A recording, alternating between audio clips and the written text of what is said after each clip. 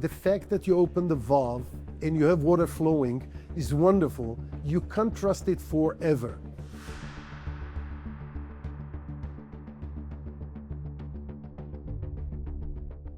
Alan, I think it's always best to start off with just a quick introduction of who, you need no introduction, but who are you? What do you do? Why are you here in Madrid? Well, I'm an industry guy, actually, as you can see from the color of the non-existing hair for so many years. Became a water guy actually only like 8 years ago and got in love because I think that we're really dealing with one of the most critical elements to our humanity. I'm the CEO of IDE Group for the last 6 years. IDE is an amazing technological company, and we found different ways of how to convert our technologies into something that bring value to people. So really fun. When I think of IDE Technologies, I think largely of large-scale desalination projects, but that's not everything you guys do. Can you speak more as to how that passion for not just kind of water, but technology, those two things come together?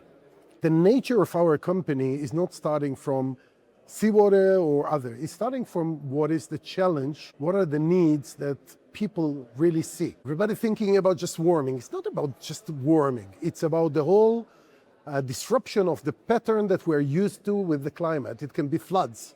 It can be hot springs, then all the snow melts. It can be many things which are disruption to that pattern. So we have seen that coming probably 15, 12 years ago, and we ask ourselves, what is our next zone of contribution? Now try to think about our water world as a world which has three parts. One is sources.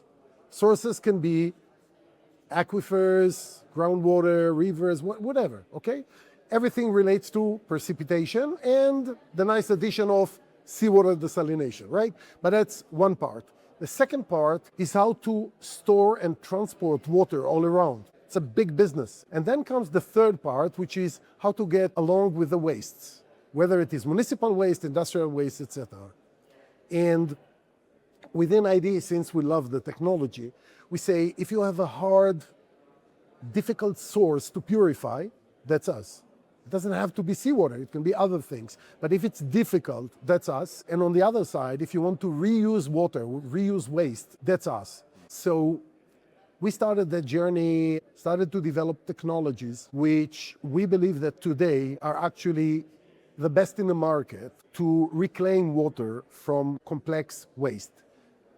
Many companies can do many good things, and I have to say we are all part of the same, let's say, group which is doing great things for humanity. The competition is positive competition. So we don't find bad competitors. We find good partners all around, which all of them are into that mission of having water, right? Are there specific geographies, Absolutely. industries which are most exciting?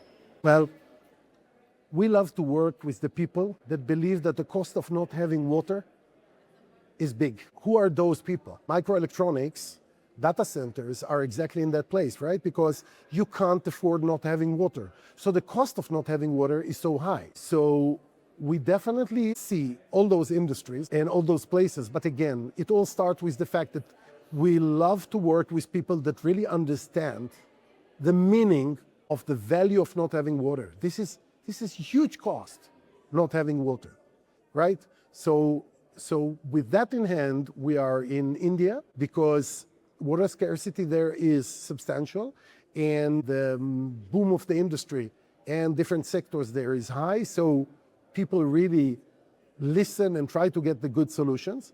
People also learned that you're talking about long-term economical resilience and not just what is the capex. So when people start to evaluate that, and that's the cost of not having water in the long-term aspect, we start seeing that understanding growing in South America substantially. But you might be surprised, it is working the same in Europe, in some countries in Europe. Water scarcity is here. It's not only in remote places, it's just here. I get a hosepipe ban in London every summer, you know? Yeah, and I'm sure you're familiar with that. We're building a small diesel plant for the construction of Sizewell C, but we are also highly focused on the UK market because we see that market is having issues with water availability in different places, and we think we have the right solutions and the most cost-efficient solution for that. How do we encourage governments, voices across the kind of private sector to see the value of water for what it is? You're probably raising the most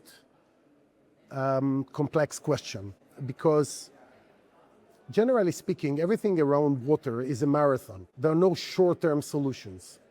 And when you have leaders which are long-term thinkers, then their contribution to water security and water availability is high. And I want to use that as a compliment to Saudi Emirates. You have long-term thinkers, and they are getting solutions and making things happen. Unluckily, not every country is having that. And I want to refer to an issue which has almost nothing to do with IDE, but as I mentioned, we are all in this water world, which is so critical. I think people start to realize now that sinking lands and sinkholes are probably one of the real threats that we have around. I just recently read an article which says that Mexico City is going down 35 centimeters a year. So that means that in 3 years, we're going to be 1 meter lower. The potential of the damage is unbelievable. Now, governments should wake and say, this is not just, do we have enough water? Is it cheap enough, etc. It is about, are we managing this critical resource in the best way? And obviously, you need to revive aquifers. So solutions like IPR, indirect potable reuse, are critical, because then you can revive aquifers both on quality and quantity. And then you can basically protect people, protect the assets. I do think that a lot of governments are still not in the right focus to understand the severity of the problem. And I do hope they will come to the right place soon enough. And I do hope that when they do that, they are focusing on long-term resilience rather than what's the cheapest solution to pay for, because it's not the cost of having, it's the cost of not having. Yeah. One thing I always find interesting about the water sector is how you release carbon into the atmosphere, and that's a global problem, but water is so inherently local. And so that regulatory climate, the kind of specific stakes that different groups have within those regions is a huge factor within kind of the success of one approach or not. For example, like America is, I think, a unique market. Are there some areas where you see potential promise, opportunities opening up? I think that one of the beauties in the US is at a certain point when people understand what you have in hand, they're adopting very fast. When you look at cost of projects and the need of the project, you'll find that the real long-term value is coming from the technology. The real cost is coming from the construction. So you come to a place where people in the US start understanding you better choose the right technology, choose it in the beginning, and only then continue to the construction phase. We're actually in a project today in Texas where our technology had been chosen as the right technology for the problem, and it is only like 10 to 15% of the total cost. That's beautiful, and that's a big change which is happening not only in the US, and it doesn't mean that IDE has all the solutions. To certain problems we have solutions, to certain not, so we don't go there. Choose your right technological partner, then go on with your project. Keep that partner with you and get that long-term resilience which you need so much. Alon, you've been coming to the Global Water Summit for a while. What makes this an important place for people such as yourself to join?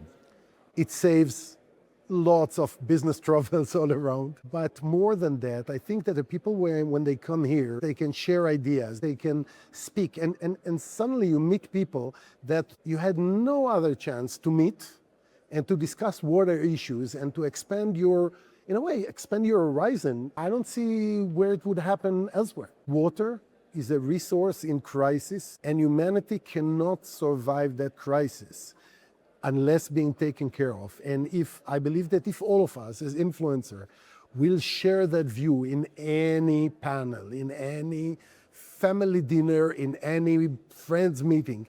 People need to start understanding the fact that you open the valve and you have water flowing is wonderful. You can't trust it forever. So we have to do something. And the market is huge, so we better focus on how to cooperate and team up to have solutions. And I see that happening more and more. People are seeking a way to work together and to overcome bigger and bigger challenges rather than to take care of their fragmented problem by themselves, which I think is a great message.